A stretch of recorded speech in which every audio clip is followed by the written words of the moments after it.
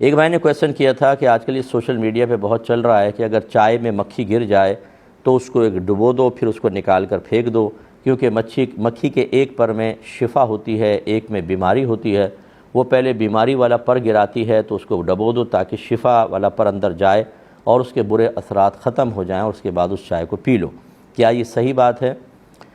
دیکھیں، یہ صحیح حدیث کے اندر آیا ہے، بخاری شریف میں موجود ہے کہ نبی کریم صلی اللہ علیہ وسلم نے فرمایا کہ جب مکھی کھانے کی چیز میں،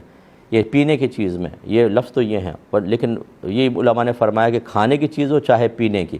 اس میں اگر مکھی گر جائے، باقی وہی حدیث کے الفاظ ہیں کہ اس کے دو پر میں، ایک میں شفا ہوتی ہے، ایک میں بیماری ہوتی ہے۔ بعض نے اس کو دوسرے جہت سے دیکھا ہے کہ اصل میں مکھی گر جائے تو ایک تکبر سا پیدا ہوتا ہے، اس کے توڑ کے لیے اس کو اندر کر دو، اس یعنی اس کو تصوف کی نگاہ سے بھی دیکھا ہے، لیکن بہرحال ظاہری الفاظ تو حدیث پاک کی یہی ہیں۔ لیکن اس میں یہ ضرور ہے کہ نبی کریم صلی اللہ علیہ وسلم نے اگر یہ ارشاد فرمایا تو یہ ایک مشورے کے طور پر ہے، کوئی حکم شرع نہیں ہے۔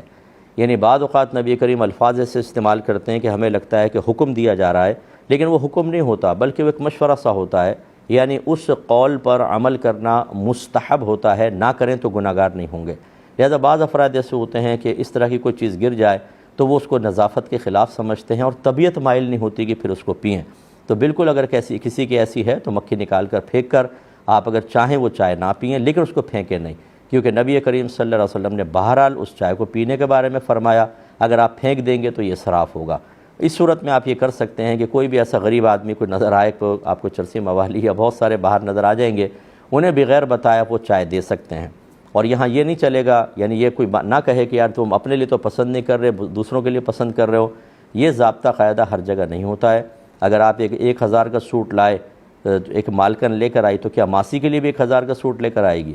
یا 1000 کا سوٹ لائی، ایک 400 روپے کا سوٹ ہے، ماسی کو دینا ہے، تو پھر کیا 1000 والا سوٹ اس کو دے دے اور 400 والا خود رکھے؟ کیونکہ جو اپنے لیے پسند کر رہی ہے اس کے لیے پسند کر رہی ہے، ہر جگہ ضابطہ نہیں چلتا ہے۔ لہٰذا اسراف سے بہتر یہ ہے کہ کسی اور کو دے دیں، اس کو تو پتہ نہیں وہ پی جائے گا، آپ کے لیے نہ اس میں کوئی گناہ کا پہلو ہے نہ کچھ، کیونکہ خود پی لیتے، یہ بھی سرکار نے ارشاد فرمایا، تو لہٰذا اس میں کوئی گناہ یا کراہت کا پہلو نہیں ہے۔ ضائع کرنے سے بہتر ہے کہ اس کو دے دیا جائے۔